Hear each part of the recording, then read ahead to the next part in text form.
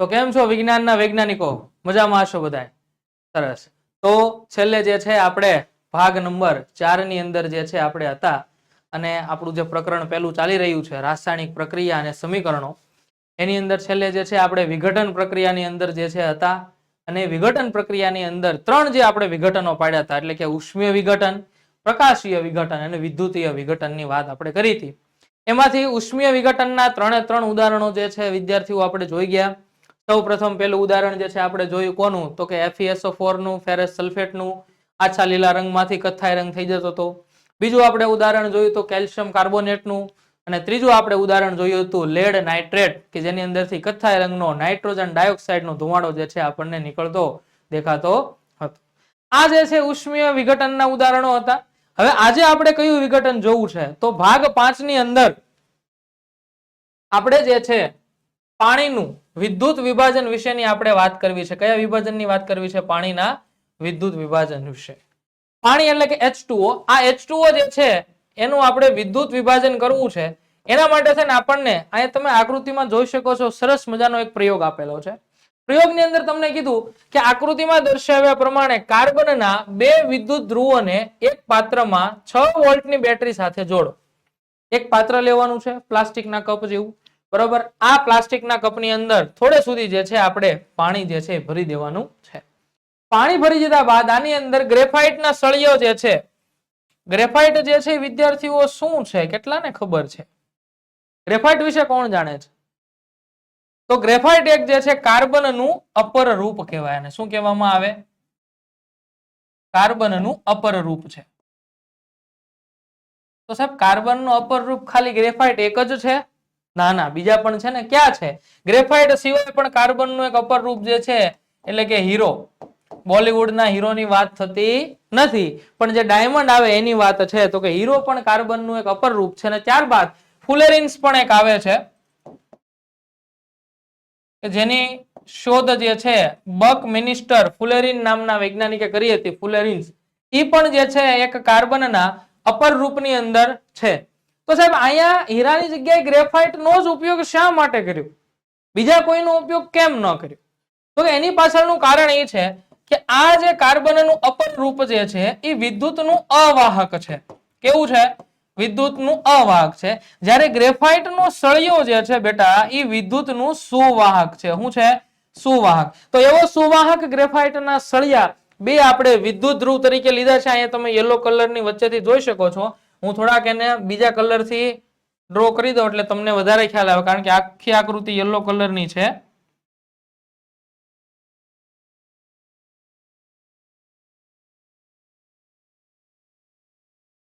આ જે રેડ કલરનો વચ્ચેનો ભાગ તમને જે દેખાય છે એ ભાગ જે છે એ આપણા કાર્બનનું એટલે કે ગ્રેફાઇટ જે છે એના લીધેલો સળિયો છે. આ ગ્રેફાઇટના 2 વિદ્યુત ધ્રુવો આપણે લીધા છે. આ બંને વિદ્યુત ધ્રુવોને નીચે તમે આકૃતિમાં જોઈ શકો છો એ મુજબ 6 વોલ્ટની એક બેટરી સાથે જોડેલા છે. કેટલા વોલ્ટની? 6 વોલ્ટની બેટરી સાથે આપણે જોડ્યા છે.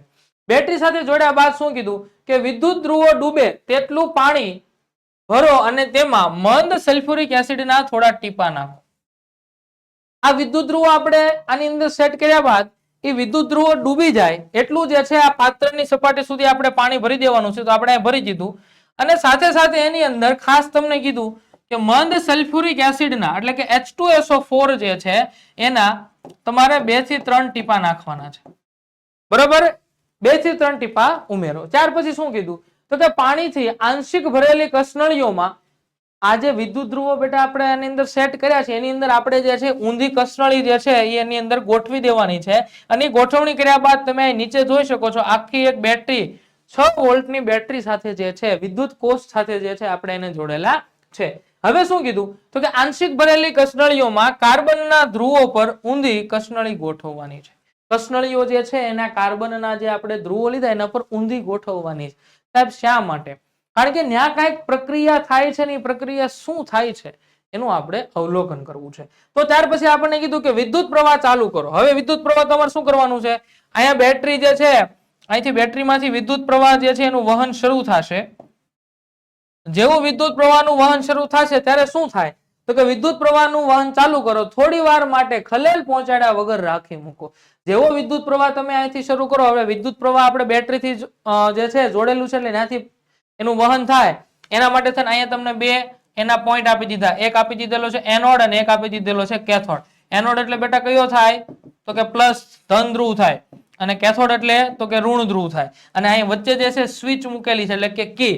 જ્યાં સુધી આ કી આપણે ઓન નહીં કરીએ ત્યાં સુધી વિદ્યુત પ્રવાહનું વહન થશે નહીં.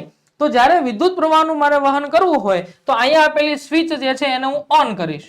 જેવી ઓન કરીશ એટલે તરત વિદ્યુત પ્રવાહનું વહન રેવાજીક વિદ્યુત પ્રવાહની દિશા ધન ધ્રુવ થી ઋણ ધ્રુવ તરફની હોય છે. એ મુજબ જે છે વિદ્યુત પ્રવાહનું વહન શરૂ થશે.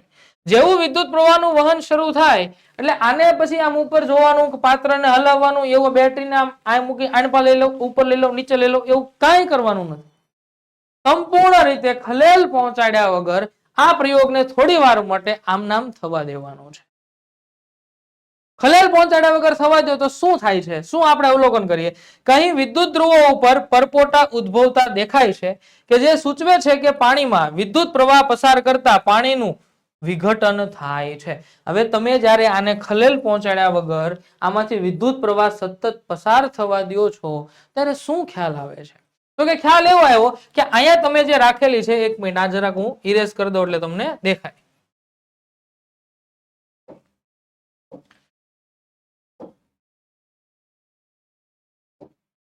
અહીંયા જે છે આ યલો કલર જ છે, એક મિનિટ આ ગ્રીન કલર. ચાલો અહીંયા તમે જે આ જે ઊંધી કસનળી આની ઉપર મૂકેલી છે, આ ઊંધી કસનળીના ઉપરના ભાગની અંદર આ ઊંધી કસનળી આપણે મૂકી છે તો કે હા, એના ઉપરના ભાગની અંદર જ્યારે આમાંથી વિદ્યુત પ્રવાહ પસાર થાય છે એ સમયગાળા દરમિયાન આમાંથી જે છે અહીંયા આ ભાગે કાંઈક જે છે પાણીના પરપોટા એટલે કે કાંઈક એમાંથી બબલ્સ નીકળતા હોય એવું દેખાય છે. હવે પાણીની અંદર પરપોટા થવાનું કારણ તો કે એની અંદરથી કાંઈક હવા પસાર થઈને બહાર આવતી હોય તો જ થાય ને. આપણે સાબુનું પાણી લઈએ છીએ, સાબુના પાણીની અંદર સરસ મજાના પાત્રમાં સાબુનું પાણી લીધું, આપણે સ્ટ્રો નાખીને ફૂંક મારીને હવા અંદરથી પસાર કરીએ તો કેવા પરપોટા બહાર આવે છે ને. તો એનો અર્થ શું થયો? એના અંદરથી જે છે હવા પસાર થઈ છે. તો અહીંયા પણ જ્યારે અહીંયા પરપોટા ઉપર આવે છે એનો અર્થ શું થયો?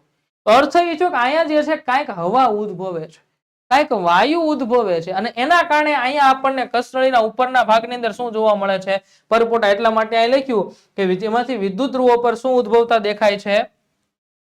પરપોટા ઉદ્ભવતા દેખાય છે, કે જે સૂચવે છે કે પાણીમાંથી વિદ્યુત પ્રવાહ. હવે તમે જુઓ, આપણે લીધું તો ખાલી H2O જ લીધો હતો ને, એમાંથી જ્યારે વિદ્યુત પ્રવાહ પસાર કર્યો એટલે સ્વાભાવિક છે કે આ આખા અણુનું વિઘટન થયું હશે. શું થયું હશે? આખું વિઘટન. અને આનું વિઘટન થયા બાદ એમાંથી જે છે કાંઈક વાયુ ઉદ્ભવ્યા હશે. એ વાયુ કયા છે? તો જ્યારે એ વાયુની આપણે પરખ કરીએ તો ખ્યાલ આવ્યો કે ભાઈ એનોડ તરફ જે બરોબર, એનોડ તરફ જે આપણે કસનળી રાખેલી છે એ એનોડ તરફની કસનળીની અંદર ઓક્સિજન વાયુ એટલે કે O2 વાયુ ઉદ્ભવતો હોય એવું દેખાય છે. અને જ્યારે કેથોડ તરફની અંદર હાઇડ્રોજન હોય તો સાહેબ તમે કેમ કહી દીધું કેથોડમાં આ અને એનોડમાં ઓક્સિજન જ હોય? આવું જોઈએ ને પ્રશ્ન. તો એના માટે થઈને આપણે આની રાસાયણિક પ્રક્રિયા લખીએ. રાસાયણિક પ્રક્રિયા લખીએ એટલે વધારે ખ્યાલ આવે. જો રાસાયણિક પ્રક્રિયા લખું છું, આપણે જે છે લીધું તો શું તો કે H2O લીધું હતું ને. શું લીધું હતું? H2O. એ પાત્રની અંદર આપણે H2O લીધું, બરોબર, એટલે કે પાણી. એમાંથી આપણે પસાર શું કર્યું તો કે એમાંથી આપણે પસાર કર્યો વિદ્યુત પ્રવાહ, બરોબર, કે બેટરીની મદદથી આપણે જે છે આમાંથી વિદ્યુત પ્રવાહ પસાર કર્યો. હવે થયું શું કે જેવો વિદ્યુત પ્રવાહ પસાર કર્યો એટલે આમાં રહેલા જેટલા પણ આયનો જે છે એ છૂટા પડે છે ને. એટલે એમાંથી જ્યારે છૂટા પડ્યા એટલે આમાં રહેલો જો હાઇડ્રોજન જે છે એ બેટા ધન આયન સ્વરૂપે છે. કયા આયન સ્વરૂપે છે? ધન. અને એમાં ઋણ આયન તરીકે કોણ હોઈ શકે તો કે O-, બરાબર. હવે જ્યારે આનું વિઘટન થાય, અહીં ધ્યાન રાખજો, વિઘટન થાય ત્યારે એમાંથી એક તો હાઇડ્રોજન વાયુ એટલે કે H2 જે છે એ વાયુ તરીકે છૂટો પડી ગયો. આપણે આ પાણી જે છે લીધું એટલે અહીં આપણે લિક્વિડ નો L કરીએ, બરોબર. હવે વધ્યું કોણ બેટા તો કે હવે વધ્યું ઓક્સિજન. પણ ઓક્સિજન અહીંયા એક જ છે. ઓક્સિજન જે છે એ વાતાવરણમાં બે હોય એટલે કે O2 સ્વરૂપે હોય. ક્યારે ઓક્સિજન એકલો હોતો નથી. તો અહીંયા જે છે છૂટો શું પડશે તો કે O2 જ છૂટો પડશે, બરાબર. પણ એ O2 જે છે વાયુ તરીકે છૂટો પડ્યો. હવે સાહેબ અહીંયા બે છે, અહીંયા એક છે, અહીંયા શું કરું તો કે અહીંયા બે મૂકી દો એટલે ઓક્સિજન બે થઈ ગયા. પણ હાઇડ્રોજન 4 થઈ ગયા, તો અહીંયા પણ આગળ 2 મૂકી દો ચાલે. તો આ બંને જે છે એ શું છૂટા પડ્યા, તો કે બંને H2 અને O2 બંને વાયુ છૂટા પડ્યા. પણ આની અંદર સમજવાની વાત એ છે કે આપણે કીધું ને કે ભાઈ એનોડ જે છે એ એનોડ એટલે કે બેટરીનો ઋણ છેડો, અને બીજો કયો લખ્યો તો કે કેથોડ, સોરી એનોડ એટલે બેટરીનો પ્લસ છેડો અને કેથોડ એટલે કે બેટરીનો ઋણ છેડો. બરોબર. જો આપણે આકૃતિની અંદર તમને હું દેખાડું, આ જે આકૃતિ આપણે હતી જો અહીં તમે જોવો છો, આ એનોડ, બરોબર. એનોડ બાજુ જે છે એટલે કે આપણે કયો છેડો થયો, પ્લસ છેડો. કેથોડ એટલે કે આ ઋણ છેડો. એનોડ બાજુથી કયો વાયુ નીકળે છે, ઓક્સિજન, અને કેથોડ બાજુથી હાઇડ્રોજન નીકળે છે ને. શા માટે એ પર્ટિક્યુલર ઈ જ બાજુથી નીકળે છે એની આપણે વાત કરતા હતા. તો એના માટે મેં શું કીધું કે હવે આ હાઇડ્રોજન જે છે એ પ્લસ વાળું છે આના કારણે, અને ઓક્સિજન જે છે એ શું છે તો કે એ માઇનસ ધરાવે છે. તો જેવો હાઇડ્રોજન પ્લસ વાળો છૂટો પડે તો એને બેટરીના કયા છેડા પ્રત્યે આકર્ષણ હોય, પ્લસ છે તો એનાથી વિરુદ્ધ હોય એને જ પ્રત્યે આકર્ષણ હોય ને, કારણ કે સજાતીય ધ્રુવો હોય સરખા સરખા તો એની વચ્ચે અપાકર્ષણ થાય, પણ વિજાતીય ધ્રુવો હોય તો શું થાય, આકર્ષણ થાય. તો જેવો આ હાઇડ્રોજન વાયુ પ્લસ વાળો છૂટો પડશે તો તને કોની તરફ આકર્ષિત થઈ જાય, કેથોડ તરફ. એટલા માટે થઈને કેથોડ તરફની જે કસનળી જે છે એ કસનળીમાંથી કયો વાયુ નીકળતો હશે તો કે હાઇડ્રોજન વાયુ જે છે એ પરપોટા સ્વરૂપે નીકળતો હશે, પરપોટા સ્વરૂપે નીકળતો હશે એવું આપણે કીધું. અને બીજું અહીંયા ઓક્સિજન વાયુ છે, ઓક્સિજન જે છે એ આના કારણે ઋણ ભારિત છે ને, તો એ ઋણ ભારિત હોય તો એને કોની પ્રત્યે આકર્ષણ હોય, બેટરીના એનોડ એટલે કે પ્લસ છેડા તરફ આકર્ષણ હોય. તો જેવું અહીંયાથી ઓક્સિજન ઋણ છેડા વાળો મતલબમાં ઋણ ભારિત નીકળશે એને બેટરીના ધન છેડા તરફ આકર્ષિત થશે, અને ધન છેડા તરફ આકર્ષિત થવાને કારણે એનોડ બાજુની જે કસનળી જે છે એમાંથી બેટા કયો વાયુ નીકળતો હોય એવું લાગે તો કે એમાંથી જે છે ઓક્સિજન વાયુના પરપોટા નીકળે છે. એટલા માટે આપણે આ આકૃતિ, આ તમને ખ્યાલ આવી ગયો, ઓક્સિજન શા માટે એનોડ તરફથી કેથોડ તરફથી શા માટે હાઇડ્રોજન, એટલા માટે જ આપણે આકૃતિની અંદર જો આ લખેલું છે કે એનોડ તરફ બાજુથી ઓક્સિજન વાયુ નીકળે છે અને કેથોડ તરફથી કયો નીકળે છે, હાઇડ્રોજન વાયુ નીકળે છે. તો એનું જ્યારે વિભાજન થયું ત્યારે તો આ સંપૂર્ણ રાસાયણિક પ્રક્રિયા, બરોબર, અહીંયા જે છે લિક્વિડનો L વિદ્યુત પ્રવાહ પસાર કરતા એટલે એમાંથી H2H2 ગેસ તરીકે અને O2 એ પણ ગેસ તરીકે જે છે નીકળે છે. આ પ્રયોગ જે છે એ આપણે પાણીનું વિદ્યુત વિભાજન છે. હવે જો અહીં ઉત્પન્ન થતો હાઇડ્રોજન વાયુ કેથોડ એટલે કે ઋણ ધ્રુવ પર, અને ઓક્સિજન વાયુ જે છે એ એનોડ ધન ધ્રુવ પરની કસનળીમાં એકઠો થાય છે. બંને વાયુની સરખામણી કરતા જણાય છે કે હાઇડ્રોજન વાયુનું પ્રમાણ ઓક્સિજન વાયુના પ્રમાણ કરતા કેવું છે, બમણું છે. આપણે રાસાયણિક પ્રક્રિયા શું લખી હતી તો કે જો H2O શું પસાર કર્યું, વિદ્યુત પ્રવાહ. જેવો વિદ્યુત પ્રવાહ પસાર કર્યો એટલે અહીંયા H2 O2, પણ અહીંયા આપણે 2 કરવા માટે ઓક્સિજન 2 કરવા માટે આગળ સહગુણકમાં 2 મૂક્યા તો અહીંયા પણ કેટલા મૂક્યા, 2. હવે અહીંયા ઓક્સિજન કેટલા છે, 2, એની સરખામણીમાં હાઇડ્રોજનની સંખ્યા કેટલી છે, 4. એટલા માટે આપણે શું લખ્યું કે ઓક્સિજન કરતા હાઇડ્રોજનનું પ્રમાણ કેવું છે, બમણું છે. ખ્યાલ આવ્યો બધાને, બરોબર. તો આ જે પ્રશ્ન જે છે વિદ્યુત વિભાજન પાણીનું વિઘટનનો એક પ્રકાર થઈ ગયો. ઉષ્મીય વિઘટન જોઈ ગયા, વિદ્યુતીય વિઘટન જોઈ ગયા. હવે કોનો વારો, પ્રકાશીય વિઘટનનો. પ્રકાશીય વિઘટન આપણને આપેલું છે કે સિલ્વર ક્લોરાઇડ એટલે કે AgCl ને,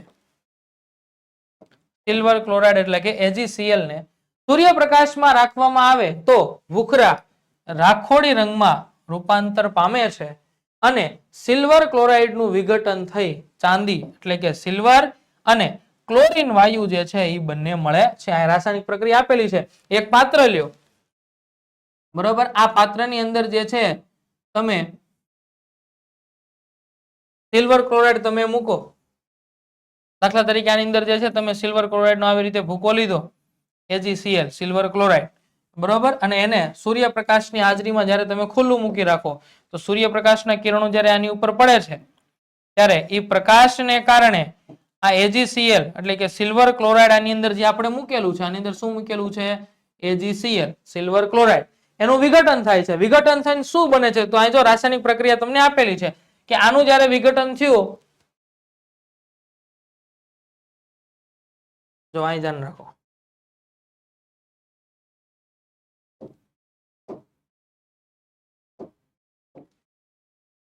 AgCl લીધું ને આપણે, આ AgCl, એમાં એને આપણે સૂર્યપ્રકાશની હાજરીમાં, કોની હાજરીમાં? સૂર્યપ્રકાશની હાજરીમાં રાખી મૂક્યું. જેવું આ AgCl તમે સૂર્યપ્રકાશની હાજરીમાં રાખી મૂક્યું એટલે તરત જ એમાં રાખોડી રંગ જે છે થોડાક સમય પછી તમને જોવા મળે. જેવા સૂર્યના કિરણો પડ્યા એટલે તરત. એવું થવાનું કારણ શું? તો કે જ્યારે આ AgCl ને સૂર્યપ્રકાશની હાજરીમાં રાખ્યું એટલે આનું વિઘટન થયું. શું થયું? આનું વિઘટન. વિઘટન થઈને એમાંથી ધન આયન અને ઋણ આયન બંને છૂટા પડે છે. ધન આયનની અંદર કોણ છે? તો કે સિલ્વર. અને ઋણ આયનની અંદર કયો છે? તો કે Cl-1. તો આ ધન આયન જે છે એટલે કે સિલ્વર, Ag, ચાંદી જેને આપણે કહી શકીએ, એ છૂટું પડી ગયું. પણ હવે સાથે વધ્યું શું? તો કે Cl વધ્યું. હવે Cl વાયુ સ્વરૂપે હોય તો એ પણ ઓક્સિજનની જેમ હંમેશા વાતાવરણમાં Cl2 સ્વરૂપે થાય. ખાલી સિલ્વર એક ક્લોરીન જે છે એકલું અહીં છૂટું પડતું નથી. તો અહીં ક્લોરીનની સંખ્યા કેટલી? 2. પણ અહીં પ્રક્રિયકમાં 1. તો અહીંયા 2 કરવા માટે સહગુણકમાં કેટલા મૂકવાના? 2 મૂક્યા. તો સાહેબ એ મૂક્યા તો અહીંયા સિલ્વર પણ કેટલા થઈ ગયા? 2 થઈ ગયા. ચાલ આવો સેમ ટુ સેમ આવી પ્રક્રિયા AgBr એટલે કે સિલ્વર બ્રોમાઇડ માટે પણ છે. AgBr તમે લ્યો, એને પણ તમે સૂર્યપ્રકાશની હાજરીમાં રાખી મૂકો. કોની હાજરીમાં? તો કે સૂર્યપ્રકાશની હાજરીમાં. જેવું સૂર્યપ્રકાશની હાજરીમાં જો અહીં ઉપર રાસાયણિક પ્રક્રિયા આપેલી છે તો તરત આમાંથી ધન આયન અને ઋણ આયન બંને જે છે છૂટા પડે. ધન આયન કયો? તો કે Ag અને ઋણ આયન Br-. પણ આ બ્રોમિન પણ ક્લોરીનના સમૂહનું છે. તમારે ધોરણ 10 માં અભ્યાસક્રમની અંદર એક ચેપ્ટર નીકળી ગયું. કયું? તો કે તત્વોનું આવર્તી વર્ગીકરણ. એ જો તત્વોનું આવર્તી વર્ગીકરણ હોત તો તમને ખબર પડે કે ગ્રુપ નંબર 17 કે જેને હેલોજન તત્વોનો સમૂહ કહેવાય. કયો તત્વનો સમૂહ કહેવાય? હેલોજન તત્વનો સમૂહ કહેવાય. આ હેલોજન તત્વના સમૂહની અંદર ક્લોરીન, બ્રોમિન, આયોડીન, ફ્લોરિન આવા બધા વાયુઓ એનો સમાવેશ થાય છે. જેની બાહ્યતમ કક્ષાની અંદર ફક્ત 1 ઇલેક્ટ્રોન રહેલા હોય. તો એ બધા જે છે એ 2 સ્વરૂપે એટલે કે અહીંયા કેમ Cl2 છે એમ અહીંયા પણ Br2 સ્વરૂપે છૂટું પડશે. Ag એકલું છે એનો કોઈ વાંધો નથી, પણ Br જે છે તો કે Br2 સ્વરૂપે છૂટું પડે છે. અહીંયા 2 છે તો અહીંયા આગળ પણ મારે કેટલા મૂકવાના? 2. તો જેવા 2 મૂક્યા તો સિલ્વર પણ કેટલા થયા? તો કે એ પણ કેટલા થયા? 2. તો એ રાસાયણિક પ્રક્રિયા જો તમને અહીંયા આપેલી છે તો સિલ્વર બ્રોમાઇડ નું પણ આવી જ રીતે સૂર્યપ્રકાશની હાજરીમાં વિઘટન થઈ ચાંદી અને બ્રોમિન વાયુ જે છે, અહીંયા જો ચાંદી એટલે કે આ સિલ્વર, અને કયો વાયુ છૂટો પડ્યો? તો કે બ્રોમિન વાયુ જે છે છૂટો પડે છે. આ બંને એટલે કોણ કોણ? તો કે AgCl અને AgBr. આ મોસ્ટ IMP MCQ છે બેટા, યાદ રાખજો. મોસ્ટ IMP MCQ છે. અને આ MCQ તમે જ્યારે તમારા આ વર્ષના અંતિમ સમયની અંદર જ્યારે કેટલાય પ્રકાશનોની અંદર પેપર સોલ્યુશન કરતા હશો તો એ તમામ પેપર સોલ્યુશનની અંદર તમને ક્યાંક ને ક્યાંક ખાલી જગ્યા અથવા તો MCQ તરીકે આવશે જ કે શ્યામ શ્વેત એટલે કે બ્લેક એન્ડ વ્હાઇટ ફોટોગ્રાફીમાં કોનો ઉપયોગ થાય છે? તો કે એની અંદર સિલ્વર ક્લોરાઇડ અને સિલ્વર બ્રોમાઇડ જે છે એનો ઉપયોગ થાય છે. તો આ સાથે તમારું આ પ્રકાશીય વિઘટન 2 ઉદાહરણ સાથે પૂરું કર્યું. બરોબર. કયા કયા 2 ઉદાહરણ લીધા? તો કે એક તો પાણીનું વિદ્યુત વિભાજન, બરોબર. આ બીજો પ્રકાર જોયો આપણે વિઘટન પ્રક્રિયાનો, અને ત્યારબાદ બીજું કયું જોયું? તો કે પ્રકાશ દ્વારા વિઘટન એટલે કે પ્રકાશીય વિઘટન. એની અંદર 2 ઉદાહરણ, એક સિલ્વર ક્લોરાઇડ વાળું ઉદાહરણ અને બીજું જે છે સિલ્વર બ્રોમાઇડ વાળું ઉદાહરણ. તો આ સાથે વિઘટન પ્રક્રિયા જે છે અહીંયા પૂરી થાય. તો આપણે 2 પ્રક્રિયાઓ જે છે જોઈ ગયા, સંયોગીકરણ અને વિઘટન. આગળ જોઈએ, બેરિયમ હાઇડ્રોક્સાઇડમાં એમોનિયમ ક્લોરાઇડ ઉમેરતા દ્રાવણો ધરાવતી કસનળીના તાપમાનમાં શું ફેરફાર થાય છે? પ્રક્રિયા લખી સમજાવો પ્રવૃત્તિને આધારે. હવે 2 કસનળી આપણે લઈએ, આખી આપણે પ્રવૃત્તિ આપેલી છે, આપણે જોઈએ. 2 કસનળી લો, ચાલો 2 કસનળી લીધી. કસનળી A અને બીજી. સાહેબ તમે નકરી આમાં કસનળી જ લીધા કરો છો બેટા, કેમિસ્ટ્રીની અંદર કસનળી પ્રયોગ કરવા માટે લેવાની હોય, બીજું તો આપણે શું લઈએ? બરોબર. 2 કસનળી લીધી. એક કસનળીની અંદર બેરિયમ હાઇડ્રોક્સાઇડ નું દ્રાવણ, બેરિયમ હાઇડ્રોક્સાઇડ એટલે કે BaOH ટ્વાઇસ, બરોબર. બેરિયમ હાઇડ્રોક્સાઇડ જો અહીં લખેલું રહ્યું. બેરિયમ હાઇડ્રોક્સાઇડ નું આપણે દ્રાવણ લીધું. ચાલો યલો કલર નું આપણે છે ને યલો કલર, પણ આ તો રંગીન દેખાય એટલા માટે.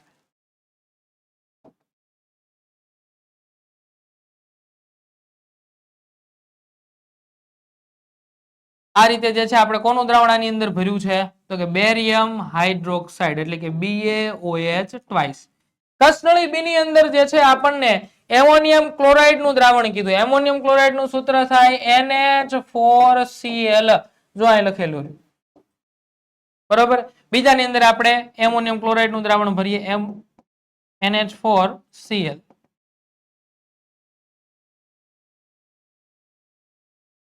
તો બીજાની અંદર આપણે શેનું દ્રાવણ ભર્યું તો કે એમોનિયમ ક્લોરાઇડ એટલે કે NH4Cl. બંનેની અંદર દ્રાવણ ભેગા કર્યા બાદ બંને માંથી કોઈ પણ એક કસનળીનું દ્રાવણ બીજી કસનળીમાં આપણે ઉમેરીએ. દાખલા તરીકે બી કસનળીનું દ્રાવણ એટલે કે એમોનિયમ ક્લોરાઇડ નું દ્રાવણ જે છે એ આપણે કસનળી બી એટલે કે બેરિયમ હાઇડ્રોક્સાઇડ વાળા દ્રાવણમાં ઉમેર્યું. તો જ્યારે ઉમેર્યું એટલે આની અંદર રાસાયણિક પ્રક્રિયા થાય છે. રાસાયણિક પ્રક્રિયા કઈ રીતે થાય બરોબર, અહીં તમને આગળ આપી દીધીશ, પણ હું તમને પ્રક્રિયા કઈ રીતે થાય ચાલો અહીં જાય. શું લીધું તું બેરિયમ હાઇડ્રોક્સાઇડ એટલે કે BaOH ટ્વાઇસ. બીજી કસનળીમાં શું લીધું તું એમોનિયમ ક્લોરાઇડ એટલે કે NH4Cl. બંને કસનળીના દ્રાવણને જ્યારે ભેગા કરીએ ત્યારે એમાંથી નિપજ આપણને શું મળે છે મેં પહેલા પણ કીધું, આયનો છૂટા પાડી દેવાના. આયનો છૂટા પાડી દો એટલે નિપજ શું બને એ તમને ખ્યાલ આવી જાય. તો આની અંદર આયન કયો છે તો કે આની અંદર ધન આયન છે. ધન આયન કયો તો કે Ba+2 એટલે કે બેરિયમ. ઋણ આયન આની અંદર કયો છે તો કે OH- હાઇડ્રોક્સાઇડ. પણ કેટલી સંખ્યા છે 2 એટલે 2 OH- થઈ ગયા બરોબર. આની અંદર ધન આયન કયો છે તો કે આની અંદર ધન આયન છે NH4+1 અને ઋણ આયન કયો છે તો કે Cl-. બરોબર. આ બંનેના આયન છૂટા પડી ગયા. એકનો ધન આયન બીજાના ઋણ આયન સાથે જોડાય અને બીજાનો ધન આયન પહેલાના ઋણ આયન સાથે. હવે બેરિયમ જે છે એને ક્લોરીન સાથે જોડાવવું છે. એમ ક્લોરીન ને બેરિયમ સાથે જોડાવવું છે. પણ મેં વાત કરી તેમ ધોરણ 9 માં તમારે સંયોજકતા નામનો ટોપિક આવતો હતો, જેને સંયોજકતાઓ સમાન થતી હોય એ એકબીજા સાથે જોઈન્ટ થઈ શકે. તો અહીંયા બેરિયમ +2 છે, ક્લોરીન કેટલા છે -1. તો અહીંયા -1 ના -2 થવા જોઈએ. એટલા માટે તને ક્લોરીન કેટલા લેવા પડશે 2. તો 2 ના થઈને ટોટલ તમે સંયોજકતા કરો તો કેટલી થઈ -2 થઈ ગઈ. એટલે બેરિયમ સાથે કેટલા ક્લોરીન જોડાશે 2. એટલે એમાંથી શું બની ગયું તો કે એક તો બની ગયું BaCl2 બરોબર. હવે ક્લોરીન તમે 2 લીધા તો તમારે એમોનિયમ એટલે કે NH4 આયન જે છે એ પણ 2 લેવા પડે. એટલે ટોટલ તમારે આગળ કેટલા મૂકવાના અહીંયા 2 મૂક્યા એટલે શું થયું તો કે જો આ બે ની સંયોજકતા +1 એટલે કેટલી થઈ +2. આની -1 એટલે આ બે ની પણ કેટલી થઈ -2. સંયોજકતા સમાન થઈ ગઈ. તો તરત એમાંથી શું બની ગયું તો કે NH4OH ટ્વાઇસ એમોનિયમ. આને કહેવામાં આવે બેરિયમ ક્લોરાઇડ. શું કહેવાય બેરિયમ ક્લોરાઇડ. અને આને કહેવામાં આવે એમોનિયમ હાઇડ્રોક્સાઇડ. શું કહેવામાં આવે એમોનિયમ હાઇડ્રોક્સાઇડ. તો આ રીતે જે છે રાસાયણિક પ્રક્રિયા થઈ. પણ આપણે નિપજનું કામ નતું. આપણે શું કામ હતું તો કે આપણો પ્રશ્ન એ હતો કે આ નિપજ બને છે એ દરમિયાન શું થાય છે તો કે આ નિપજ બને છે એ દરમિયાન કસનળીના જો હું કીધું કે બેરિયમ હાઇડ્રોક્સાઇડમાં એમોનિયમ ક્લોરાઇડનું દ્રાવણ એટલે કે દ્રાવકો બંને જે છે ઉમેરતા કસનળીનું તાપમાન ઘટે છે. કસનળી ઠંડી, આમાં લખ્યું ક્યાં ઠંડી કરવાનું ફ્રીજમાં મૂકવાનું એવું કાંઈ નહીં. તો કસનળીનું તાપમાન શું થાય છે ઘટે છે. કારણ કે આ પ્રક્રિયા ઉષ્મા શોષક પ્રકારની પ્રક્રિયા છે. કઈ પ્રક્રિયા છે ઉષ્મા શોષક. તો તમને થશે ઉષ્મા શોષક પ્રક્રિયા કોને કહેવાય તો કે જે રાસાયણિક પ્રક્રિયા આપણે ક્ષેપક જોઈ હતી ને કે જેમાં શું થતું હતું ઉષ્મા ઉત્પન્ન થતી હતી. આમાં ઉષ્માનું શોષણ થાય. પ્રક્રિયા જે છે થતી હોય ત્યારે પર્યાવરણ અને પ્રક્રમ બરોબર આ બંને વચ્ચે જે છે એટલે કે પ્રક્રિયા જે થતી હોય ઈ અને બહારનું પર્યાવરણ આ બંને વચ્ચે ઉર્જાની આપલે થતી હોય બરોબર. એ આપણને આ ઠંડુ થાય તો અથવા તો ગરમ થાય તો આપણને અનુભવાય. એમ જ્યારે આ દ્રાવણ આની અંદર ભેગું થયું, બંને દ્રાવણ મિક્સ થયા અને પછી જ્યારે આ કસનળીના તળિયાના ભાગને જ્યારે સ્પર્શ કરવામાં આવ્યું ત્યારે ખબર પડી કે આ કસનળીનું તાપમાન શું થાય છે ઘટી જાય છે. કસનળીનું તાપમાન ઘટવાનું કારણ અહીંયા ઉર્જાનો એટલે કે ઉષ્માનું શોષણ થાય છે અને એટલા માટે આ પ્રક્રિયાને ઉષ્મા શોષક પ્રક્રિયા કહે છે કે જે રાસાયણિક પ્રક્રિયા દરમિયાન બરોબર આ પ્રક્રિયાની અંદર આપણે થોડીક ભૂલ થઈ છે આગળમાં 1 મિનિટ મેં જે છે એમોનિયમ હાઇડ્રોક્સાઇડ બનાવી નાખ્યું પણ અહીંયા જે છે એમોનિયમ હાઇડ્રોક્સાઇડ નહીં બને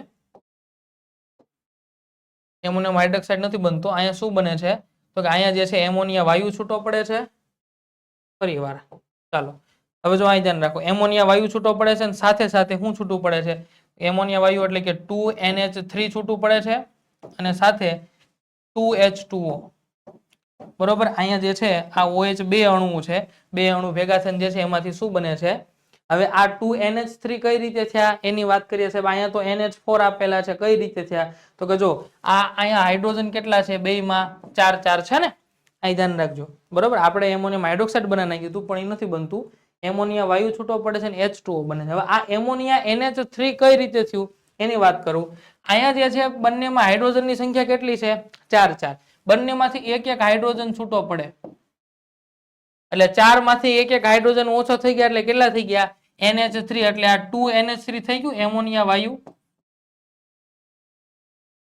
એમોનિયા વાયુ છૂટો પડી ગયો હવે જો અહીંયા શું વધ્યું હતું બે બાજુ એક OH અને એક હાઇડ્રોજન એટલે એક H અને OH બીજો એક H અને OH એમ H અને OH બંને જ્યારે એકબીજા સાથે જોડાઈ ગયા એટલે એમાંથી શું બની ગયું 2H2O કારણ કે આમાંથી જ્યારે આનું આયનીકરણ થાય એટલે H અને OH એમ બંને છૂટા પડે બરોબર આપણે એમોનિયમ હાઇડ્રોક્સાઇડ લખી નાખ્યું હતું પણ એ નથી આવતું એમોનિયા વાયુ છૂટો પડે છે ને સાથે શું છૂટું પડે છે પાણી બરોબર તો આ જે છે તમને ખ્યાલ આવી ગયો એમોનિયા વાયુ કઈ રીતે છૂટો પડે આ NH4 એમોનિયમના બે આયન છે બંનેમાંથી એક હાઇડ્રોજન વયો જાય એટલે બંનેમાંથી એક જાય એટલે 4 માંથી કેટલા થઈ ગયા 3 થઈ ગયા એટલે આ 2NH3 બંનેના એક હાઇડ્રોજન બાજુમાં રહેલા એક OH સાથે જોડાઈ જાય એટલે એમાંથી શું બની ગયું 2H2O ખ્યાલ આવ્યો બધાને બરોબર આપણે જેવું લખ્યું હતું એ જરાક ભૂલ ભરેલું હતું એમોનિયા વાયુ છૂટો પડે છે અને પાણીના બે અણુ છૂટા પડે છે ચાલો બરોબર જો અહીંયા BaCl2 એમોનિયા અને 2H2O બરોબર કારણ કે પાણી છૂટું પડશે તો જ તાપમાન જે છે એ ઓછું થશે અહીંયા આપણે શું લખ્યું છે તાપમાન ઘટે છે અને એના કારણે જે છે કસનળી ઠંડી લાગે છે આ ઉષ્મા શોષક પ્રક્રિયા થઈ ઉષ્મા શોષક પ્રક્રિયાની વ્યાખ્યા શું આપી શકાય જેમ આપણે ક્ષેપકની આપી તેમ કે જે રાસાયણિક પ્રક્રિયા દરમિયાન પ્રક્રિયકોનું જ્યારે નિપજોમાં રૂપાંતર થતું હોય એ દરમિયાન ઉર્જા એટલે કે ઉષ્માનું શોષણ થતું હોય એવી રાસાયણિક પ્રક્રિયાને ઉષ્મા શોષક પ્રક્રિયા કહે છે ખ્યાલ આવ્યો બધાને તો આ બીજો પ્રકાર હતો ત્યાર પછીનો પ્રશ્ન આપેલો છે જો મેં કીધું ને કે આ પ્રશ્ન પૂછાય છે બરોબર વિઘટન પ્રકાશીય વિઘટનની વાત છે શ્યામ શ્વેત ફોટોગ્રાફીમાં વપરાતી રાસાયણિક પ્રક્રિયા વિશે ટૂંકમાં માહિતી આપો આવી રીતે પૂછાય એટલે આમાં તમારે જવાબમાં શું લખી નાખવાનું પ્રકાશીય વિઘટન કોના ઉદાહરણ AgCl અને AgBr ખ્યાલ આવ્યો બધાને તો આ રીતે જે છે એ બંનેના ઉદાહરણ લખી નાખવાના ચાલો હવે આપણે આગળ વધીએ પ્રક્રિયામાં બધાને ખ્યાલ આવી ગયો હશે બરોબર અહીંયા 2NH3 અને 2H2O છૂટા પડે છે 2NH3 કઈ રીતે તો કે અહીંયા NH4 માંથી બે માંથી એક હાઇડ્રોજન એ અહીંયા રહેલા OH સાથે જોડાય એટલે 2H2O ચાલો ત્યાર પછી ઉષ્મા શોષક પ્રક્રિયા એટલે શું ઉદાહરણ આપીને સમજો હજી હમણાં જ આપણે વાત કરી ઉષ્મા શોષક જે રાસાયણિક પ્રક્રિયા દરમિયાન ઉષ્મા શોષાતી હોય એ પ્રક્રિયાને ઉષ્મા શોષક પ્રક્રિયા કહે છે આગળનું ઉદાહરણ આપણે જોઈ ગયા એ ઉદાહરણ પણ ચાલે સાથે જે છે અહીંયા તમને બીજા બે ઉદાહરણ આપેલા છે આ બંને ઉદાહરણ પણ આની અંદર તમે લખી શકો છો વસ્તુ ફરીવાર આવી આ તો જે છે એ ઉષ્મા ક્ષેપકમાં પણ આવી હતી કે નહીં તો કે હા ન્યાય આવી હતી તો આ પ્રકાશ સંશ્લેષણની પ્રક્રિયા જે છે એ ઉષ્મા ક્ષેપક કહેવાય કે ઉષ્મા શોષક કહેવાય તો કે બેટા એ બંનેમાં આવે છે આ પ્રકાશ સંશ્લેષણની પ્રક્રિયા ઉષ્મા શોષક પણ ક્ષેપક કઈ રીતે છે આપણે આની પહેલાના ભાગ નંબર 4 ની અંદર મેં તમને કીધું હતું હવે શોષક કઈ રીતે છે એની વાત કરીએ કે જ્યારે આ CO2 અને H2O જે પ્રક્રિયકો છે એ પ્રક્રિયકોના બંધ તૂટે અને જ્યારે નવા નિપજોના બંધનું નિર્માણ થતું હોય છે એ દરમિયાન ઉર્જા વપરાય છે ઉર્જા શું થાય છે અહીંયા કે જ્યારે પ્રક્રિયકોના જૂના બંધ જૂના બંધ તૂટે અને નિપજના નવા બંધનું નિર્માણ થતું હોય તે દરમિયાન ઉર્જા શોષાય છે અથવા તો ઉર્જા જે છે એ વપરાય છે. નવા બંધનું નિર્માણ કરવા માટે ઉર્જા શું થાય છે? વપરાય છે. ઉર્જા વપરાશે સ્વાભાવિક છે. ઉર્જા કેવી થઈ જાય? ઓછી થઈ જાય ને. તો એ ઓછી થઈ જવાને કારણે આ પ્રકાશ સંશ્લેષણની પ્રક્રિયાનું ઉદાહરણ ઉષ્મા શોષકની અંદર પણ આવે છે. બંનેની અંદર ક્ષેપક એટલા માટે તો કે આમાંથી જે ગ્લુકોઝ પડ્યું, ગ્લુકોઝ બન્યું, એ ગ્લુકોઝનું વિઘટન થાય, વિઘટન થઈને એમાંથી છૂટી શું પડવાની છે? ઉર્જા છૂટી પડવાની છે ને. એટલા માટે ક્ષેપક પણ છે અને શોષક પણ છે. એટલે યાદ રાખજો બંનેની અંદર જે છે આનું ઉદાહરણ આવે છે. ખ્યાલ આવી ગયો બધાને? ચાલો ત્યાર પછી આપણે આગળ જોઈએ વિસ્થાપન પ્રક્રિયા એટલે શું? ઉદાહરણ આપીને સમજાવો. હવે વાત કરીએ વિસ્થાપન પ્રક્રિયા. તેની વ્યાખ્યા આપણને આપેલી છે. શું કીધું? કે જે રાસાયણિક પ્રક્રિયા દરમિયાન વધુ સક્રિય પરમાણુ ઓછા સક્રિય પરમાણુનું વિસ્થાપન કરે અથવા તો સ્થાન લે. બહુ ચોખ્ખી ભાષામાં કહી દઉં, વિસ્થાપનની જગ્યાએ તમે શું લખી શકો? સ્થાન લે અથવા તો દૂર કરી અને પોતે ત્યાં ગોઠવાઈ જાય. વિસ્થાપન ફરીવાર સ્થાપન. કોનું સ્થાપન? કે એક ત્યાં હતો એને ત્યાંથી દૂર કરીને પોતે ત્યાં આવી ગયો. એવી પ્રક્રિયાને બેટા વિસ્થાપન પ્રક્રિયા કહેવાય. અહીંયા એક શબ્દ તમારે આવ્યો સક્રિય. તો સાહેબ અમને કેમ ખબર પડે કે કોણ વધારે સક્રિય છે કે કોણ નહીં? પ્રકરણ નંબર 3 ધાતુ અધાતુનો જ્યારે આપણે અભ્યાસ કરશું એની અંદર આપણે એક ટોપિક ભણવાનો આવશે જેનું નામ છે સક્રિયતા શ્રેણી. આ સક્રિયતા શ્રેણીને આધારે તમને ખ્યાલ આવશે કે કોણ વધારે સક્રિય છે અને કોણ ઓછું સક્રિય છે. બરોબર? વ્યાખ્યા જોઈ કે વધારે સક્રિય જે છે ઓછા સક્રિયનું સ્થાન લે એવી પ્રક્રિયાને શું કહે છે? વિસ્થાપન પ્રક્રિયા કહે છે.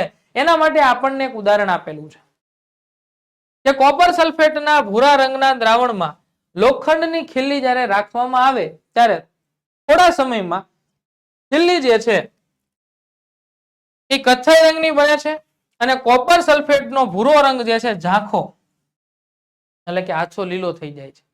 તો આવું થવાનું કારણ શું? એના માટે થઈને તમે દાખલા તરીકે જે છે એક કસનળી લીધી છે. આ કસનળી લીધી. આ કસનળીની અંદર ભૂરા રંગનું દ્રાવણ જે છે કોનું? તો કે કોપર સલ્ફેટનું.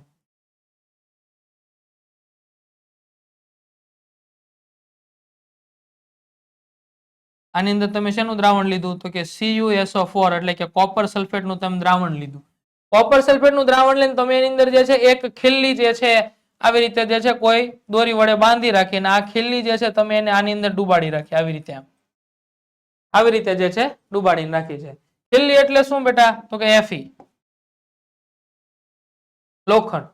જેવી તમે ડુબાડીને થોડાક સમય માટે રાખી મૂક્યો એટલે તમને ખબર પડી કે આ કોપર સલ્ફેટ જે છે કે જેનો રંગ ભૂરો રંગ હતો એ ભૂરો રંગ ધીમે ધીમે આછો થઈ જવા માંડ્યો એટલે કે ઝાંખો પડવા માંડ્યો, લીલાશ પડતો. કીધું ને આછા લીલા જેવો રંગ થવા માંડ્યો.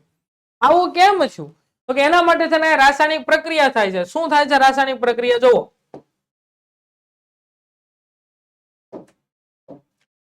દ્રાવણ શેનું લીધું? તો કે CuSO4. ખીલ્લી તો કે Fe. જેવું ડુબાડ્યું એટલે તરત આનું આયનીકરણ થાય. બરોબર? Cu+2 SO4-2 આ Fe+2 છે એટલે કે ફેરસ. હવે શું થાય? તો કે અહીંયા રહેલું Fe જે છે એને ખબર પડે કે આપણે સલ્ફેટ સાથે રહેવા જેવું છે, સલ્ફેટ સાથે આપણી જોડી જામશે. પણ અત્યારે કોણ છે? તો કે કોપર છે. તો આ Fe જે છે કોપર પાસે આવશે ને કે ભાઈ આપણે સલ્ફેટ સાથે રહેવાનું થાય છે, તમે ઘર ખાલી કરો. તો કોપર વધારે સક્રિય નથી, નિર્બળ છે. Fe કરતા કેવું છે? નિર્બળ. વધારે આપણે શું લખ્યું? વધુ સક્રિય ઓછા સક્રિય નું સ્થાન લે. ઓછું સક્રિય કોણ છે? કોપર. વધુ સક્રિય કોણ છે? Fe. એટલે આ Fe જે છે એ આ SO4 સાથે જોડાય જાય એટલે એમાંથી શું બની જાય? FeSO4 plus copper. આ FeSO4 નો તમને આછો લીલો રંગ જોવા મળે છે. અને ખીલ્લી જે છે બરોબર એ કેવી કથ્થાઈ રંગની થતી જાય છે ને એ કથ્થાઈ રંગ કોનો જોવા મળે છે? કોપરનો જોવા મળે છે. તો આ વિસ્થાપન પ્રક્રિયા હતી. અહીંયા સંપૂર્ણ પ્રક્રિયા લખેલી છે, બરોબર. અહીંયા O3 જે છે ભૂલમાં આવી ગયેલું છે, O3 નો હોય.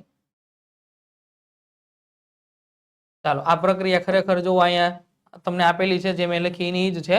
આપણે આગળ પાછળ લખ્યું કોપર સલ્ફેટ એની Fe સાથે પ્રક્રિયા કરે એટલે એમાંથી શું બની ગયું? આ Fe જે છે એ આ સલ્ફેટ સાથે જોડાઈ ગયું એટલે એમાંથી બની ગયું FeSO4 ફેરસ સલ્ફેટ. અને આનો રંગ જે છે કેવો હોય? તો કે આનો રંગ જે છે આછો લીલો હોય.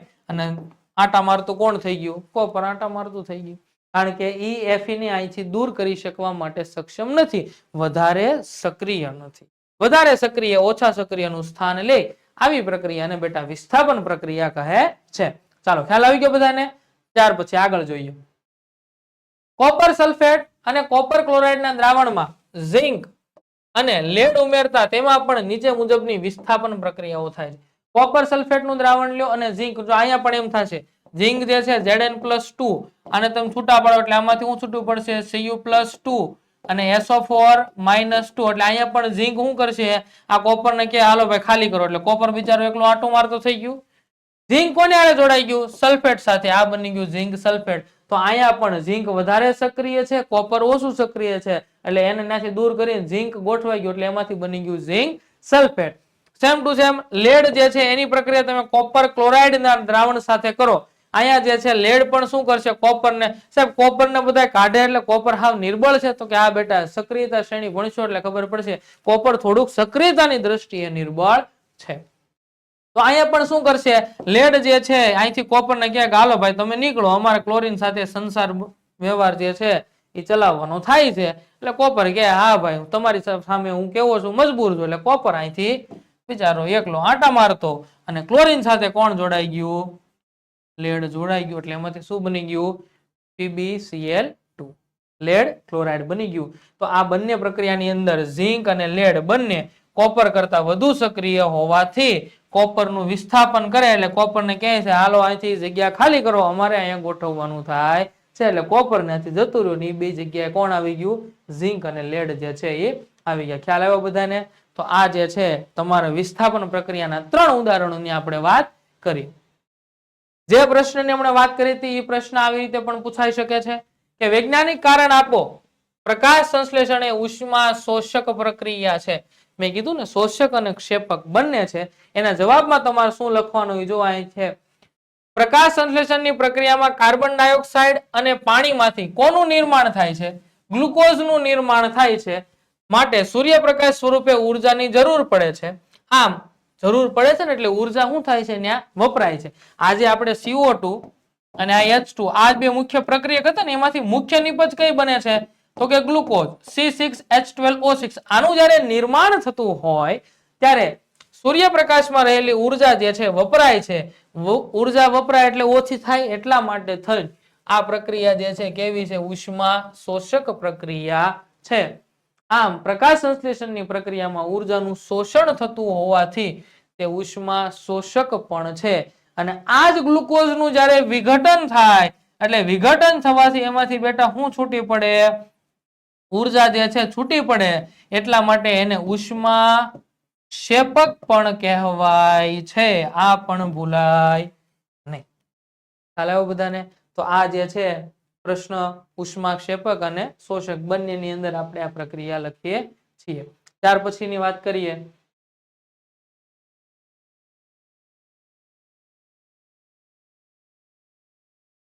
બરોબર, આજે જે છે આપણે જેટલા પણ પ્રશ્નો ભણ્યા એ પ્રશ્નો જે છે એમાંથી એક પ્રશ્ન આવો પણ પૂછાય છે. જુઓ, એક આ પ્રશ્ન વારંવાર બોર્ડની અંદર પૂછાય એટલા માટે મેં અહીં લખ્યો છે કે ઘરની દિવાલો ધોળવા માટે ચૂનાનું નીતર્યું પાણી વપરાય છે.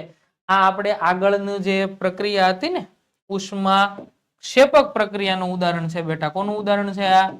એમાં આપણે તમે આગળનો ભાગ નંબર 4 જોશો ને એટલે તમને ખ્યાલ આવશે. આ પ્રશ્ન પણ વારંવાર બોર્ડની અંદર છે એટલા માટે મોસ્ટ આ પ્રશ્ન લેવાનું કારણ એટલું જ છે કે આ પ્રશ્નની ઉપર જો તમારી નજર જાય તો તમને ખ્યાલ રહે સાહેબે કીધું હતું કે આવા પ્રશ્ન પૂછાય છે. તમે તમતારે તમારી પાસે જે કોઈ પણ પ્રકાશનો હોય ને છાતી ઠોકીને કહું છું ચેક કરી લેવાની છૂટ. એની અંદર આ પ્રશ્ન ક્યાંક ને ક્યાંક હશે. એટલા માટે તેને તમારું ધ્યાન દોરવા માટે તેને આપણે આ પ્રશ્ન પણ અહીં લખેલો છે. એની અંદર આપણે કેલ્શિયમ ઓક્સાઇડની પાણી સાથે જે પ્રક્રિયા છે, બીજા અર્થમાં કેવું હોય ને તો આપણે સંયોગીકરણની પ્રક્રિયાનું પણ આ ઉદાહરણ થાય છે. કઈ પ્રક્રિયાનું? સંયોગીકરણની પ્રક્રિયા. બરોબર, એટલે આ પ્રશ્ન જે છે એની ઉપર ખાસ એક ધ્યાન તમારે દોરવું. બરોબર, વારંવાર પૂછાતો પ્રશ્ન છે. તો આમ આ સાથે આપણે વિસ્થાપન પ્રક્રિયા સુધી જે છે આજનું આ રાખ્યું. હવે આજથી જે છે અત્યાર સુધીના ભાગની અંદર તો આપણે પ્રશ્ન ભણાવી જતા હતા, તમે ભણતા હતા, સમજી લેતા હતા, બધું કમ્પ્લીટ થતું હતું. પણ આજે આપણે એક નવું એડિશન કર્યું છે. એડિશન તમે જોઈ શકો છો. શું લખેલું છે? ગૃહ કાર્ય, હોમવર્ક. ખાલી અમે અહીંયા ભણાવી દઈને તમે ભણી લો ને પછી તમે નેટ બંધ કરીને, મોબાઈલ બંધ કરીને પાછા શેરીમાં રમવા વયા જાઓ, એવો કાર્યક્રમ આપણે કરવાનો થતો નથી. એટલા માટે થઈને થોડુંક તમારે જે છે હોમવર્કના ભાગ સ્વરૂપે બહુ જાજુ નહીં આપીએ, 2-3 પ્રશ્નો આપશું. શું કામ? અમે જે ભણાવ્યું છે એ તમારે પુનરાવર્તનના ભાગરૂપે આ હોમવર્ક જે છે કરવાનું છે. 2 પ્રશ્ન આજના હોમવર્કમાં છે બેટા. પાણીના વિદ્યુત વિભાજનનો પ્રયોગ અને વિસ્થાપન પ્રક્રિયા જે છે એ સમજાવવાની છે. વિસ્થાપનમાં જેટલા ઉદાહરણ મેં કરાવ્યા બધા ઉદાહરણ લખવાના છે. આ પ્રશ્ન જે છે 3 માર્ક્સની અંદર પૂછાતા હોય છે. બરોબર, તો હોમવર્ક ખાસ જે છે જોઈ લેજો. પાણીનું વિદ્યુત વિભાજન, યોગ્ય આકૃતિ દોરી સમજાવો આખો પ્રયોગ. બીજો પ્રશ્ન વિસ્થાપન પ્રક્રિયા યોગ્ય ઉદાહરણ આપીને સમજાવવાની છે. તો આઈ હોપ કે તમને બધાને ખ્યાલ આવ્યો હશે અને ખાસ હોમવર્ક ભૂલવાનું નથી. બરોબર, તો આજનો ભાગ જે છે આપણે અહીંયા સુધી જ રાખીએ છીએ. આગળની પ્રક્રિયાઓ જે છે હવે પછીના ભાગની અંદર આપણે જોશું. Thank you.